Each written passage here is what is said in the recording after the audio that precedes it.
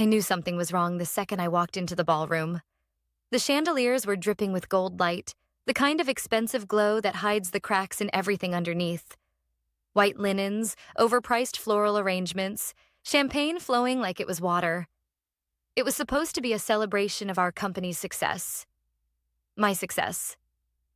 11 years of building the analytics division into something real, profitable and respected.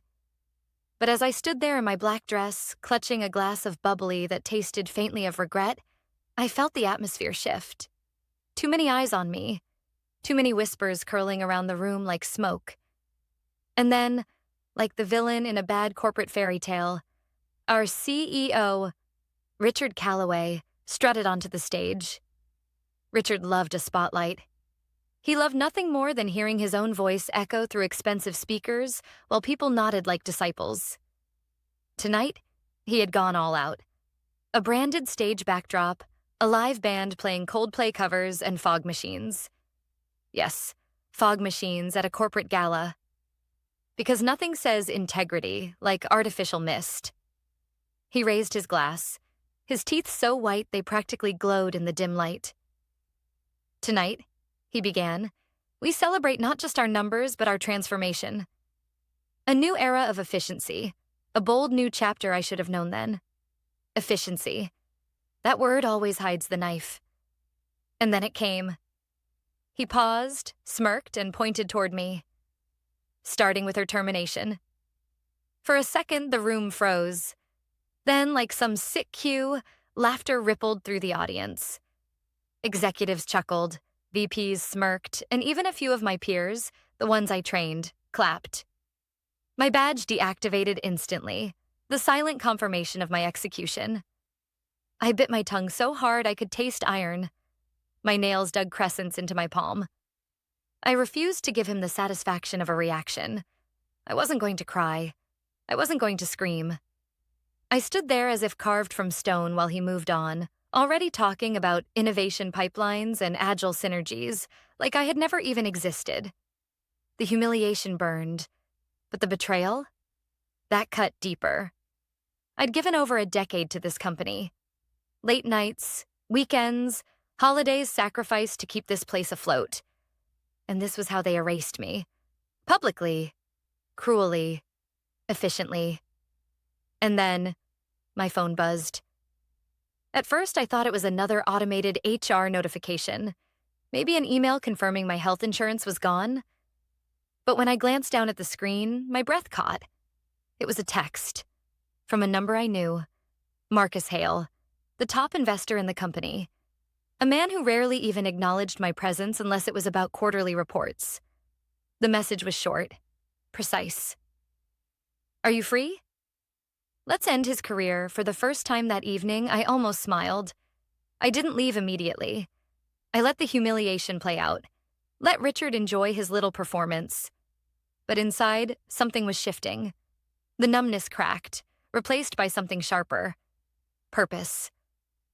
I slipped out of the ballroom just as the fog machines hissed again, my heels echoing against marble. Outside, the night air hit me like a slap. Cold, clean, grounding.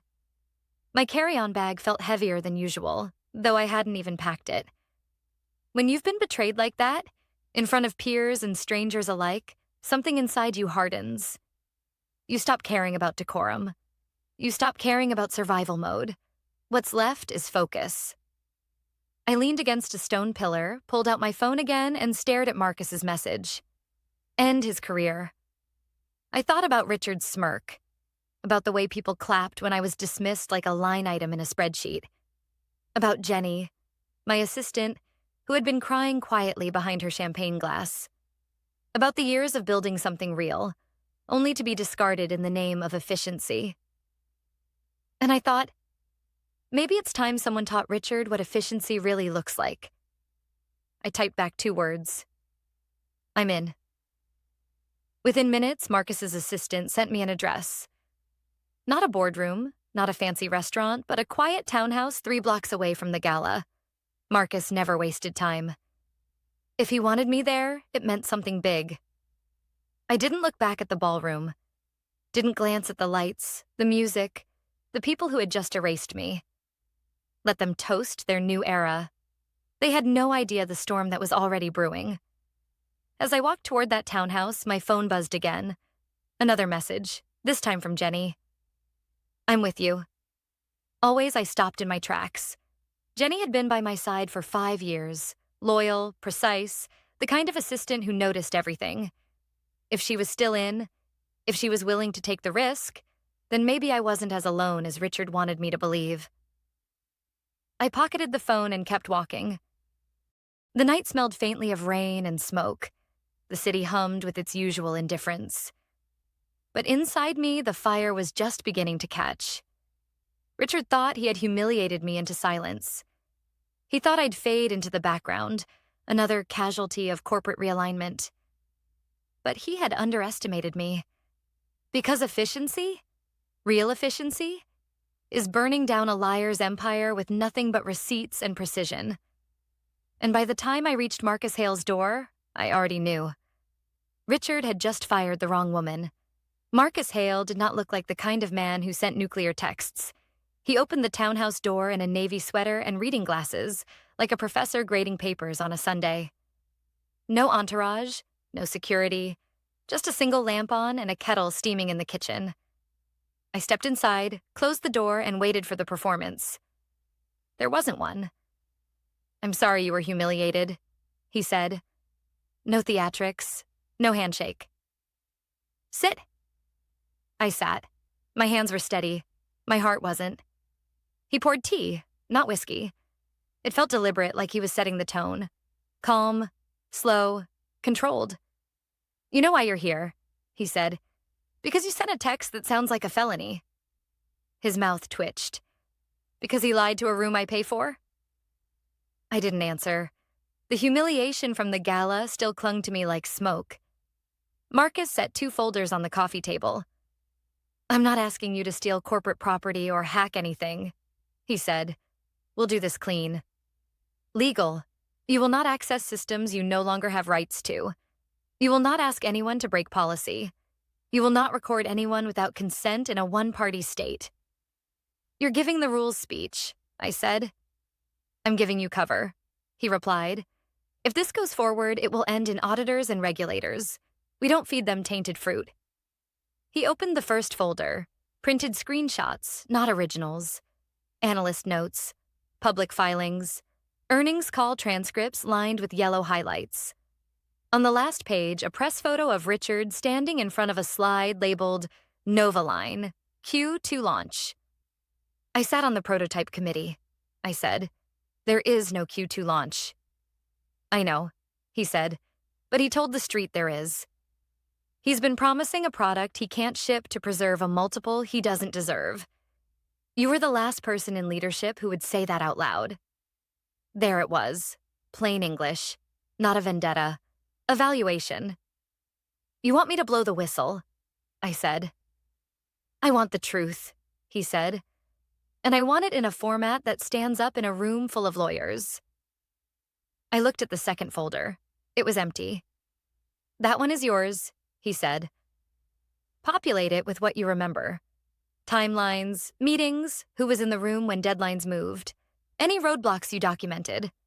Memory is admissible when it's annotated and corroborated. You were there. That matters. I don't have access anymore. I'm not asking for access, he said. I'm asking for a reconstruction. People forget that paper trails aren't just PDFs. They're calendars, slide templates, stand-up notes, vendor RFPs, procurement approvals, even travel itineraries. All of that can be requested later, if you flag what to look for. He slid over a legal card. If you proceed, you'll speak only through counsel. Attorney-client privilege applies from now. He paused. And Anna, don't text me about this again. Use the number on the card. Landline. Calls only Jenny, I said before I could stop myself. My assistant. She's still inside. She'll help, within policy. He nodded like he already knew. Then tell her to protect herself. No printing, no forwarding, no screenshots. She can keep a contemporaneous journal, dates and who told her what. That's legal. That's powerful, I studied him. Why me? Because you built what he's selling, he said, and because you're angry enough to do it right. I didn't trust that compliment, but I understood it. We laid out a plan that felt like a grocery list written in lawyer ink. I would draft a timeline from memory. Product milestones, revenue claims tied to Novaline, slips where Pilot was rebranded as Launch. Marcus's analysts would parallel it against public guidance. We'd identify individuals to interview later. Engineering managers who killed features, sales leaders who lost accounts, finance staff who reclassified churn. If something smelled off, it would go on a list for subpoenas, not Slack DMs. 3 weeks, Marcus said. That's what I think he has before he tries to push a deal. If this is real, we need to be ready before he hands a bomb to someone else. 3 weeks is not a lot of time, I said. It's enough to be credible, he answered. Credibility moves faster than spin. He stood, signaling the meeting was over. Leave the folder. Pick it up tomorrow at the coffee shop on 53rd at 10. Ask for newspaper. Cute, I said. Old, he corrected. I stepped back into the night feeling oddly sober. Not righteous, careful. This wasn't a movie. This was a process, and processes don't clap when you make the right choice. They ask for proof. Jenny called me as I turned the corner. Where are you? She whispered. Walking, I said.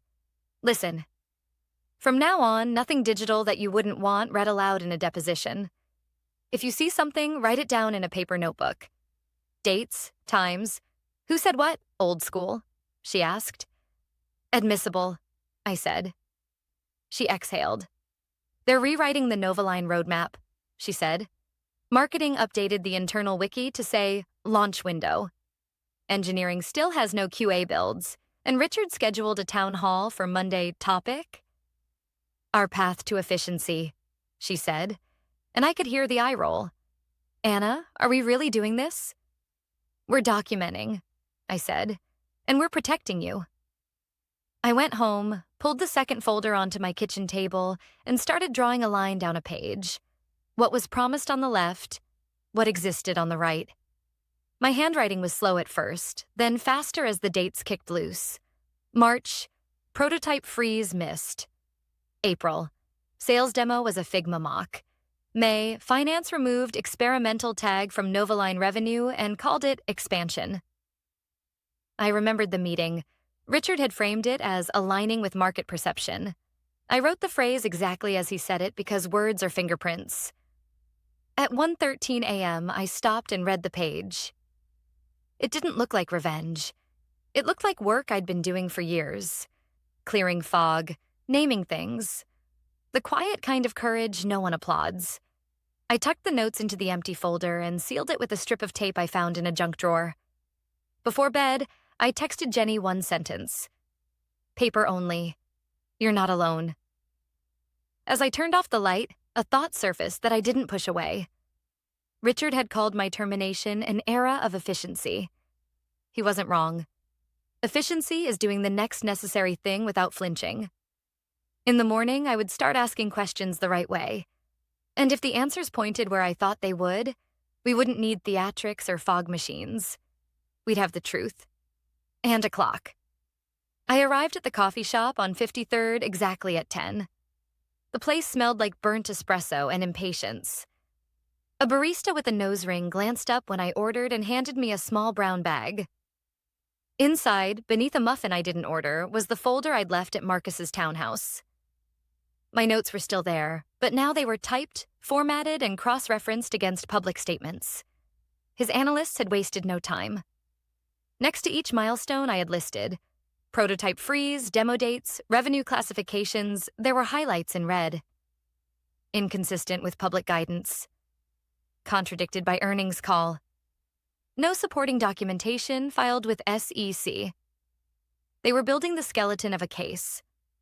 All I had to do was keep giving them bones. That night, I met Jenny in a strip mall diner 2 towns over. She wore a baseball cap pulled low, her hair tucked away like she was in witness protection. She ordered chamomile tea but didn't drink it. "They're scrubbing mentions of Novaline," she said. "Internal wiki, project trackers, even Slack channels. Threads are disappearing mid-scroll. It's like someone is airbrushing history while we watch." "Dates?" I asked. "Yesterday afternoon, right after the gala, I wrote it down in my notebook.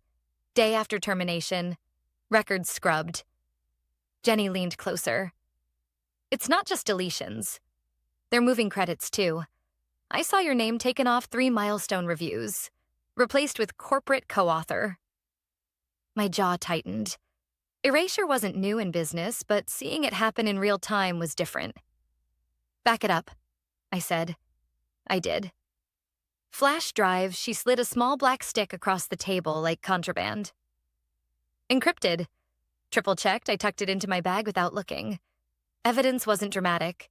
It was tedious, careful, boring, and that's why it mattered. Over the next week, my days became a cycle of calls and notes. I reached out to people I hadn't spoken to in years, former colleagues who had left suddenly or quietly. Some hung up, some ignored me, but a few answered. Rita, a product lead, laughed bitterly when I asked about her departure.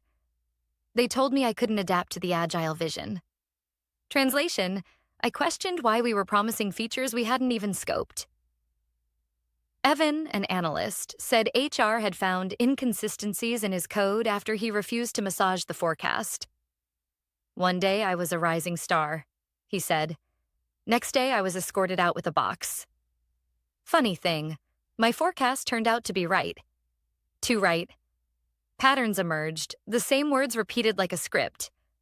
Misalignment, redundancy, not culture fit. Euphemisms for dissent.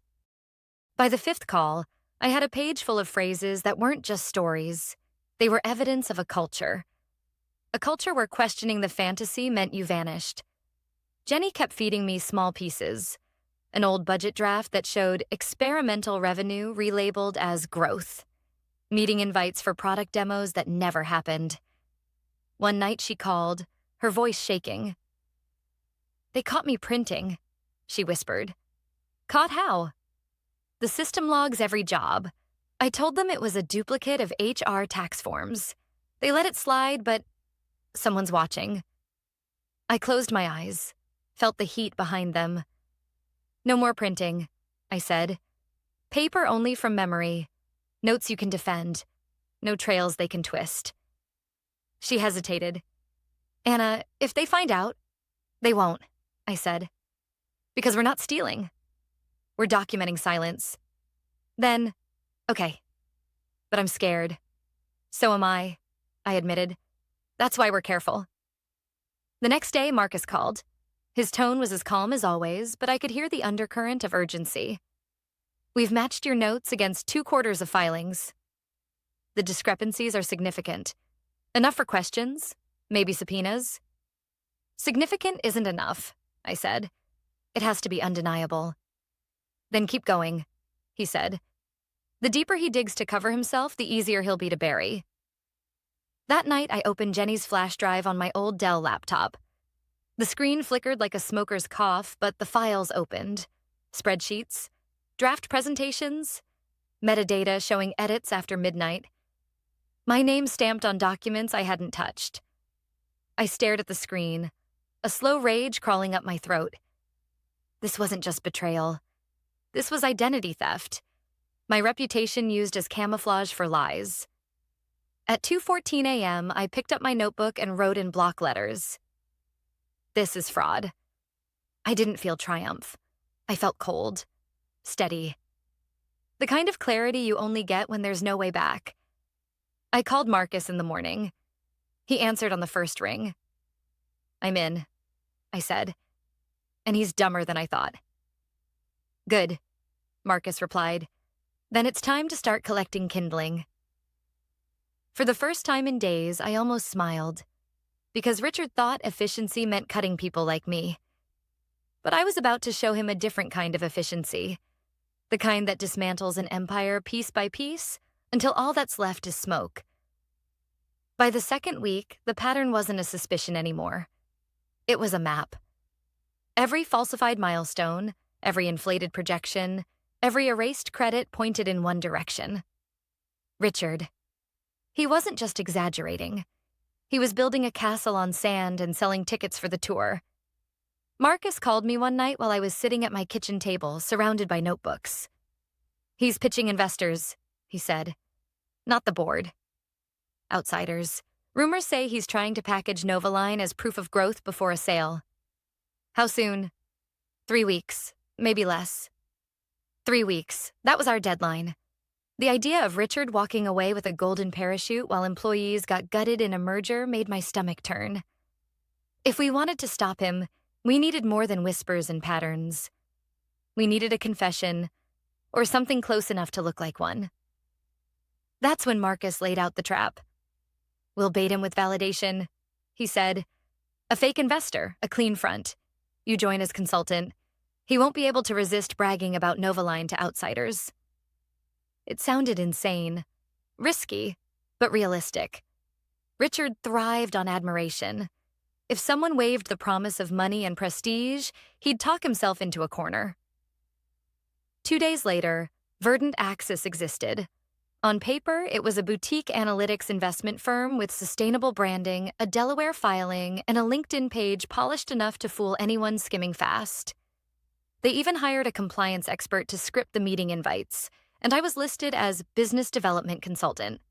Subtle, forgettable. Jenny helped with the cover. She borrowed a ring light from her cousin so I could look polished on Zoom, and she mocked up a fake background that looked like a WeWork in Tribeca. Plants, exposed brick, the whole thing. The call was set for Tuesday at 2 p.m. I didn't sleep the night before. When Richard's face appeared on the screen, I kept mine neutral. Professional, distant. He didn't recognize me. Or maybe he refused to. Men like him convince themselves their enemies disappear once they're out of sight. He launched into his pitch immediately. "We're seeing over 60% growth quarter over quarter in our new vertical," he bragged. "Novaline is driving interest in Tier 2 markets, reducing churn, and creating substantial engagement." I let him go. He spoke like a man in love with his own slides, confident, smug, detached from reality. He name-dropped Fortune 500 clients under NDA, hinted at partnerships that never existed, and described APIS as active when engineering hadn't even assigned a single ticket. It was everything we needed, and every word was being recorded. When the call ended, my hands didn't shake. My heart didn't race. I felt nothing. Not anger, not grief, just focus. It wasn't personal anymore. It was arithmetic. A fraud equation solving itself. I forwarded the recording to Marcus with one word. Done. 5 minutes later, he called back. "We've got him. SEC grade evidence. If we drop this at the right moment, he doesn't just lose his job. He loses everything." "Not yet," I said. There was a pause. "Why not?" "Because he's still running," I said. "And I want him to trip before we pull the rug." Marcus chuckled, low and sharp. "Fair enough." That night, Jenny called in a panic. They're shredding paper on the 4th floor, whole carts of documents, and someone flagged my badge for audit. They know something's leaking. I gripped the phone tighter. "Jenny, listen to me. You're done. No more risks. Stay clean. They'll sniff around, but they won't find anything. You've done enough." Her voice cracked. "But we don't have everything yet." "We have enough," I said firmly. "And I need you safe." There was silence, then a shaky exhale. "Okay." After we hung up, I stared at my laptop. The recording sat there like a loaded weapon, neat and undeniable. But Marcus was right. Timing mattered. If we moved too soon, Richard would spin it. If we waited, he'd hang himself with his own rope. 2 weeks left. I poured myself a glass of water and sat by the window, looking at the city lights. For years, I'd believed in the work. Believed that numbers told the truth if you measured them right. Now I knew better. Numbers could lie. People could weaponize them. But people could also use them to expose the lie. Efficiency. Richard had turned the word into a weapon against me. But as I sat there, calm and clear, I realized what efficiency really was. Not fog machines, not slogans, not public firings. Efficiency was this: gathering the right pieces, building the case, and waiting for the exact second to strike. And when that second came, Richard Calloway wouldn't just fall. He'd collapse under the weight of his own invention. The call came on a Thursday morning, 2 weeks after the sting. Marcus didn't waste words. 6 p.m. emergency session. Counsel present. Bring your timeline. Assume nothing you say is off the record. Is Richard invited? He's leading it, Marcus said. For now. I arrived early with 2 binders and a notebook. No drama, no hero's entrance, just a woman who'd done her homework. The boardroom was colder than it needed to be. Walnut table, bottled water lined like soldiers. Outside the glass, New York did what it always does. Kept moving. Richard came in wearing a suit the color of denial. He nodded at me like we were still colleagues and not on opposite sides of a fault line. He opened with charm. He always did. Let's not lose the plot because of one anonymous tape, he said, smiling tight. We're executing. Novaline is in development.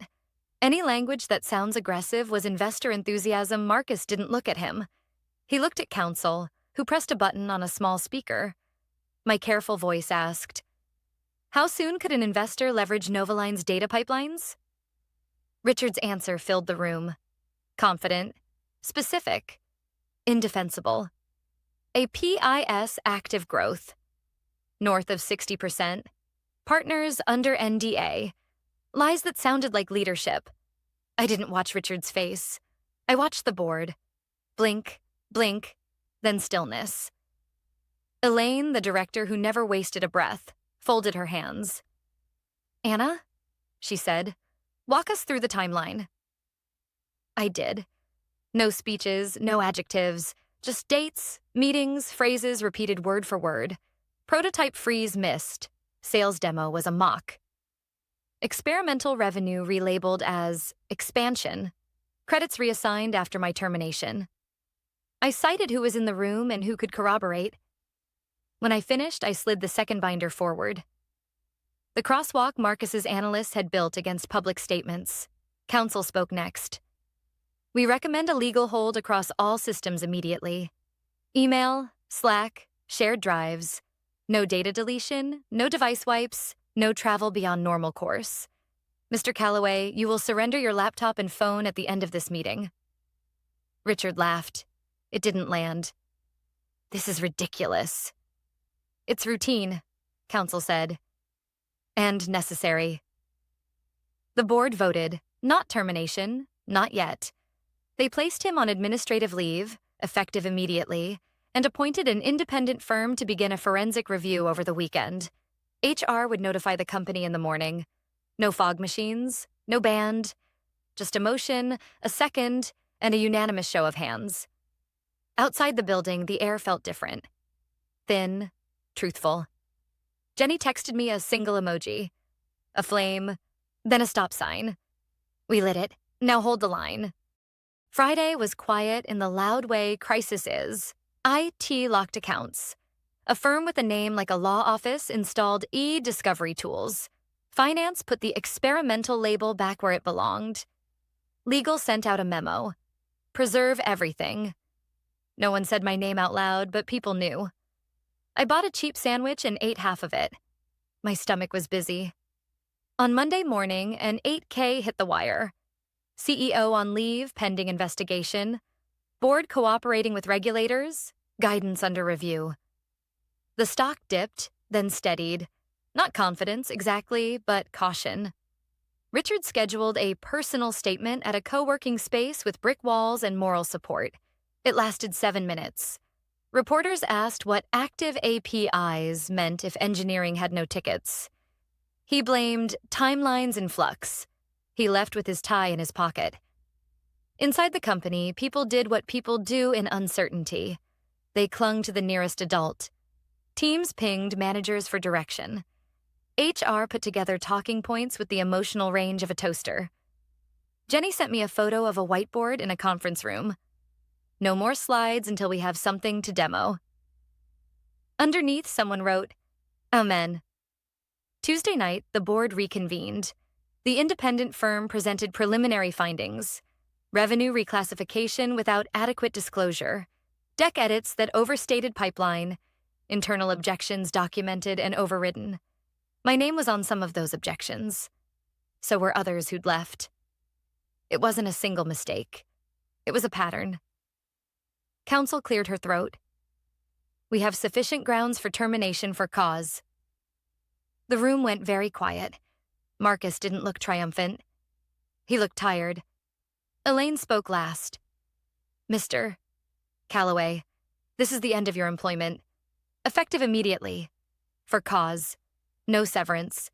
Your equity is subject to clawback pending final findings. Security will escort you out after you sign the acknowledgement. He didn't make a scene. He didn't beg. He just nodded like a man who could finally hear the click of a door he'd been closing on himself for months. He left. The board turned to me. We need a grown-up to stabilize the floor, Elaine said. 75 days, chief restructuring officer, limited mandate, transparency, guardrails, retention. After that, a proper search. It wasn't victory. It was a job. I took it. The next morning, I stood in front of a room that used to scare me and told the truth. No music, no fog. There's no Novaline launch next quarter, I said. We're not going to pretend otherwise. We're going to fix what's real and stop selling what isn't. If you have receipts, good or bad, bring them. No one gets punished for telling the truth. I restored credits on 3 projects, including my own, then added names that had been erased before mine. We issued retention grants to engineers and analysts who'd been asked to do magic tricks with numbers. I met with finance and told them clarity beats optimism. I met with legal and told them cooperation beats posture. I met with Jenny and told her she could sleep. When she cried, it wasn't dramatic. It was relief leaving the body. By week 3, the building felt different. Not fixed, just honest. The board hired an external CEO with a boring resume and a spine. I handed over the keys with a clean inbox and a list of things that still needed saying out loud. They offered me a permanent role. I said no. I didn't want a throne. I wanted my life back. Before I left, Jenny brought me one last envelope. A stack of old patent filings with the right names in the right places. Mine included. They were filed, she said. He tried to strip them. He didn't get to finish. I walked out of the building into air that didn't taste like smoke anymore. The city went on, indifferent and honest. I thought about the word that started all of this. Efficiency. Richard wielded it like a weapon. But efficiency without integrity is just speed toward a cliff. The shortest path to the truth is still the straight line. Dates, facts, names, receipts. If you've ever been erased, write it down. If you've ever been told to make the numbers sing, ask who's picking the song. And if someone fires you for telling the truth, remember there's a clean way to write yourself back in. I didn't get revenge. I got the record corrected. And sometimes that's the louder ending.